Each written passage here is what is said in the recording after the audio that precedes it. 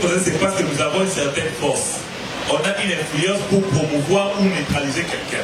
C'est pourquoi on doit se sentir fier en tant que CPS. Mission réussie lors des assises d'Addis Abeba.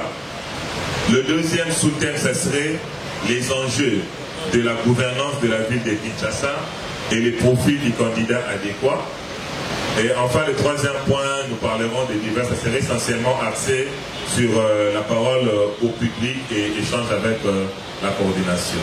Pour l'énoncé du mot d'ordre du mot du jour, nous avons dit, nous vous remercions. Nous passons la parole à la coordination, principalement au cordon SNEC, pour le développement de points de jour tels qu'exposés ici. En ce qui concerne les enjeux électoraux, pour faire le choix de candidats gouverneurs et les candidats sénateurs. On a aussi une part de responsabilité.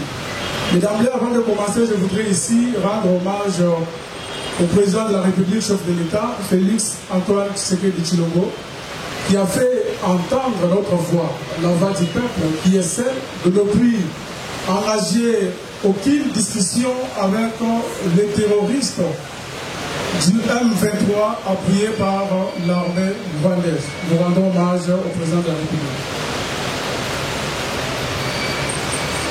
Et aussi, nous allons évoquer les enjeux de la gouvernance de province en général. Parce que le président de SAGE a parlé de Kinshasa. S'il faut parler de Kinshasa, parce que c'est une ville où tous avons la maîtrise adéquate des enjeux. S'il faut peut-être évoquer le Haut-Katanga et Kolwezi et d'autres villes, cela appartiendra à nos coordinations provinciales. Les enjeux politiques de la ville-province de Kinshasa, vous le savez tous, on a un problème de l'urbanisme. On a un problème de l'insécurité urbaine, le Koulouna, le kidnapping et autres. Nous avons un problème de l'insalubrité, la pollution de l'air, etc. On a aussi un problème de chômage qui est d'ailleurs à la base des Koulouna dont on parle de l'insécurité urbaine. C'est le chômage qui provoque toutes ces choses-là. On a aussi un problème de route qui est à la base des embouteillages de part et d'autre. Et là, le CPC a jugé d'avoir le critérium des candidats qui peuvent faire objet de notre soutien. Le profil du candidat. Ici, nous avons besoin, nous membres de CPC, donc la coordination de vous qui nous formons le CPC. Le CPC veut un profil d'un candidat technocrate. Donc, un candidat capable de produire en lui-même de bons résultats. Un candidat qui a une performance adéquate pour diriger plus particulièrement la ville-province de Kinshasa. Un candidat entrepreneur. Quelqu'un qui déjà peut apporter des solutions à nos problèmes. Quelqu'un qui peut amener la solution au pourquoi de problème. Bien évidemment, Kinshasa a beaucoup de problèmes, entre autres précités, les enjeux là que je viens de citer, qui demandent quelqu'un qui a un profil d'un entrepreneur. Quelqu'un qui peut changer de choses, en fait, d'une manière rapide, en fait. Parce que le changement aussi, c'est lié au problème de temps. Un manager, quelqu'un qui peut nous ramener des investisseurs, par exemple. Quelqu'un qui sait jouer un rôle, pas d'un bureaucrate, mais quelqu'un qui peut être au même moment sur le terrain afin d'apporter des solutions à nos problèmes. Et aussi l'homme de terrain, l'homme qui ne sera pas amoureux de bureau, amoureux de climatiseur, quelqu'un qui, quand on parle de l'insécurité à l'Europe, lui est là. Quand on parle un candidat qui a le carnet d'adresse. Donc, le problème de Kinshasa est aujourd'hui, on peut avoir la volonté de changer les choses. On peut avoir la volonté de booster, de marcher dans la vision du chef de l'État. Aussi longtemps que vous n'avez pas un carnet d'adresse en tant que candidat qui peut nous ramener nos investisseurs, s'il faut le dire ouvertement. Prenons l'exemple du centre financier. Si on a des investissements comme ça, 5, 10, 20 dans la ville de province de Kinshasa, on va aussi résoudre le problème non seulement de l'insécurité qui est causée par le taux de chômage élevé, mais aussi de soulager aussi le chef de l'État à bien mener son action au niveau du gouvernement. Et aussi l'homme qui incarne le valet. Comme moi, la fois dernière, j'avais évoqué le sens élevé de responsabilité pour nous, les communicateurs du chef. Comment est-ce que nous devons nous comporter? Comment est-ce qu'on peut mener nos actions sur le terrain en tant que communicateurs? On veut aussi un candidat comme cela. Parce que nous, déjà, avec nos objectifs, on ne peut pas apporter notre soutien à quelqu'un déjà qui n'incarne pas les valeurs. Voilà au moins s'il faut résumer le profil d'un candidat. Et je crois que la parole revient au bureau de la coordination afin d'agencer aussi les emplois. Je vais résumer un tout petit peu, je ne serai pas trop long. Actuellement ou avant, le gouverneur de province qu'on a eu à choisir pensait ou ont dans leur tête ou avaient dans leur tête que tout doit provenir du gouvernement central. Le développement de la province doit provenir du gouvernement central. Et la plupart pleurent. 40% il faut bâtir de la biso. Et il y a gâté. Il y a besoin de banzeles au salématé. Il y a besoin de chômage et consort. Pourtant, dans le vrai sens du mot, gouverneur, quand on vous donne cette responsabilité d'un gouverneur, c'est-à-dire que vous devez être un manager pour relever les défis de la province. Aujourd'hui, on a tous tendance à dire que non, mais ça là, il faut qu'un chef de l'État n'ait pas ça. Pourtant, si on a un gouverneur dans une province qui est un manager, qui est un investisseur d'abord lui-même, qui a un carnet d'adresses, qui peut sortir et revenir avec les investisseurs. Vous vous imaginez la ville-province de Kinshasa? Prenons par exemple, je vais prendre un exemple du centre financier. Admettons que c'était le gouverneur de la ville-province de Kinshasa qui avait négocié ces marchés-là dans les comptes de la ville-province de Kinshasa. Vous vous imaginez combien de jeunes Kinois allaient avoir les emplois dans les comptes de la province? C'est-à-dire que c'est ce que nous voulons de toutes les provinces de la RDC. Alors, le choix que nous allons apporter aujourd'hui, on pouvait venir aujourd'hui vous dire non, le CPC soutient telle personne parce qu'il nous propose tel cachet. Mais nous, on a refusé. On a même attendu à ce qu'on voie. Ça sera quoi la liste que la CENI va nous présenter. Enfin que nous, à notre tour, voyons sur les conditions que nous nous posons, voyons bien sûr les enjeux, pour ceux qui ont eu le temps de circuler dans la République démocratique du Congo, on a dit que pour relever au tali babiloko, pour prélever plutôt au tali babiloko, oyo ezali bien te. Au moment où on va jouer la lobby, côté on a vraiment, c'est là bien te, transport bien te et tout. Pourtant, si le gouverneur était manager, est-ce qu'à Kozanga, au Bonisa, il y a un investisseur ou au Bonisa, c'est là. Donc, c'est-à-dire que je vais délimiter là. Avant cet après-midi, par rapport aux enjeux électoraux plutôt, au niveau de gouvernorat ainsi que de sénateurs. J'aimerais essayer un peu de nous rafraîchir un peu la mémoire sur ce qui concerne les élections des gouverneurs. Vous le savez très bien que la CENI avait prévu à ce que les élections avec le gouverneur soient aussi au premier degré. Alors il s'est fait que par rapport au temps, nous sommes revenus à l'ancien système, c'est-à-dire des élections au second degré. C'est-à-dire que ce sont les députés nationaux qui devaient voter de gouverneur. Mais en réalité, le CENI avait prévu que cela aussi se fasse au premier degré. Alors, je dirais ceci. Le CPC, nous avons un très grand rôle à jouer. C'est-à-dire quoi? Que si nous avons invité la coordination, le communicateur, de priver le chef de l'État, parce que nous avons un travail, c'est lui d'accompagner d'abord le chef de l'État. Parce que nous sommes là pour accompagner la réussite du chef de l'État, surtout dans son deuxième quinquennat. C'est pour cela nous ne pouvons pas accepter qu'il y ait des candidats qui viendront mettre des coques à jambes, qui viendront ne pas aider le chef de l'État.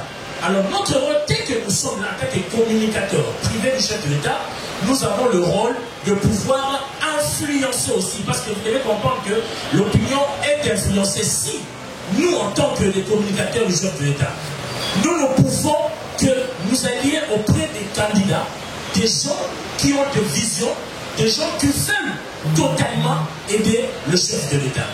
C'est pour cela que nous avons fait appel à tout le monde, pour que cela ne soit pas traité en solo, parce que depuis lors, nous sommes devenus déjà une famille. C'est pourquoi on s'est dit que nous devons vous inviter pour comprendre que, en tant que communicateurs que nous sommes, il y a ceux-là qui communiquent via les réseaux sociaux, il y a ceux qui passent dans les chaînes télévisées pour parler de la positivité du chef de l'État.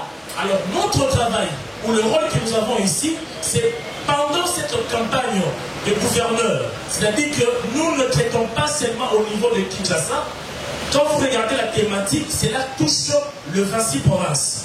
C'est-à-dire que non, le CPC qui ne se limite pas seulement à Kinshasa, le CPC qui est au niveau du Grand Katanga, du Grand Kivu, qui est au niveau du Grand Équateur, nous aurons une influence pour que nous ayons des candidats qui vont apporter une main forte à notre président de la République qui est Félix Antoine Tshisekedi Tshilombo, que nous pouvons applaudir ici. Voilà. C'est pour cela lorsque le coordonnateur national avait pris la parole pour signifier à ce que dans notre pays, plutôt dans la province ville de Kinshasa, puisque nous vivions ici, nous avons compris ou nous avons vu ensemble les taux de l'insécurité. Donc c'est-à-dire que nous ne sommes pas venus ici pour condamner l'actuel gouverneur. Non, nous sommes en train de faire des analyses en tant que des Congolais. Que nous avons compris que l'homme a échoué lamentablement. Alors maintenant, il est à nous le devoir de prendre les choses en main. En tant que Congolais, en tant que Tinois, de pouvoir changer des choses. Et ces choses-là, c'est-à-dire par rapport aux appels d'offres que nous avons eus, nous avons été consultés par des gens auxquels nous avons vu qu'ils ont des profils adéquats, que ces gens-là peuvent apporter une pierre d'édifice pour changer nos provinces. C'est pour cela que je viens de le dire, pour ne pas monopoliser la parole. Je pense que nous parlerons aussi sur le sénateur, parce qu'on ne va pas se limiter sur le gouverneur. Pour ne pas monopoliser la parole, je pense que chacun de nous aura un très grand rôle à jouer pendant les élections du gouverneur. Merci beaucoup. Le même marteau de frappe auquel on a raccourci la marche. C'est-à-dire les actions que peut faire le président de la République à ce niveau se répercutent en province. Si on n'a pas de personnes, des personnalités crédibles qui doivent gérer le province, c'est que le mandat du chef de l'État va échouer. C'est la raison pour laquelle nous sommes venus ici pour tabler sur les personnes qui vont arriver le province, parce que nous ne parlerons pas seulement de la ville de Kinshasa, mais nous devons avoir un regard étendu dans les provinces. C'est pourquoi même la Constitution a laissé les articles 103, 102 aux provinces, parce que ce sont des entités poumons. C'est pourquoi vous verrez que dans notre province, lorsqu'un gouverneur de province travaille mieux, le chef de l'État est mieux venu. La raison pour laquelle nous nous réunissons aujourd'hui pour la ville de Kinshasa, parce que les entités territoriales centralisées influent sur le pouvoir du chef de l'État. On ne peut pas parler de sa visibilité sans pour autant faire allusion à la gouvernance provinciale, à la gouvernance des entités territoriales centralisées, c'est-à-dire la ville et le secteur. C'est pourquoi même les constituants, celui qui a le législateur de la Constitution, a voulu que ces animateurs soient votés. Pourquoi ils sont votés? Parce qu'ils reflètent le reflet du petit peuple. Donc c'est limité à parler de la visibilité du chef de l'État, sans pour autant parler du gouverneur et des autres animateurs des acteurs territoriales centralisés seraient passés à côté de la plaque. Voilà ma contribution et la raison. L'économie politique, il faut trouver des bonnes questions et trouver alors des bonnes réponses à ces questions. Il faut trouver des bons problèmes et trouver alors des solutions à ces problèmes. Il faut alors avoir des biens de service pour satisfaire les besoins. Mais alors, pour trouver de bonnes solutions aux problèmes, pour trouver de bonnes réponses aux questions, et pour trouver, générer les biens de service afin de répondre à nos besoins de chaque jour, qu'on a même cité ici, il faut avoir un manager. Bien sûr, nous ne sommes pas ici ceux qui vont élire les gouverneurs. Non. Je ne sais pas si parmi nous des communicateurs, nous avons un député provincial. Je ne pense pas. Mais nous sommes capables d'influencer les choix des députés provinciaux. Nous sommes capables d'influencer les choix de nos politiques. Nous sommes capables d'influencer ceux à l'oreille du chef qui nous disent des choses afin qu'ils puissent nous trouver une personne capable de nous trouver des bonnes solutions aux problèmes que nous avons à Kinshasa, capable de nous trouver des biens de service pour satisfaire nos besoins. Et cette personne ne doit pas toujours être un politique actif. La personne ne doit pas toujours provenir d'un parti politique. La personne peut être un technocrate, un manager, un entrepreneur. Chacun de vous a au moins une partie de réponse à sa question. Les CPC d'abord, c'est une structure privée et indépendante d'appui à la communication politique du chef de l'État.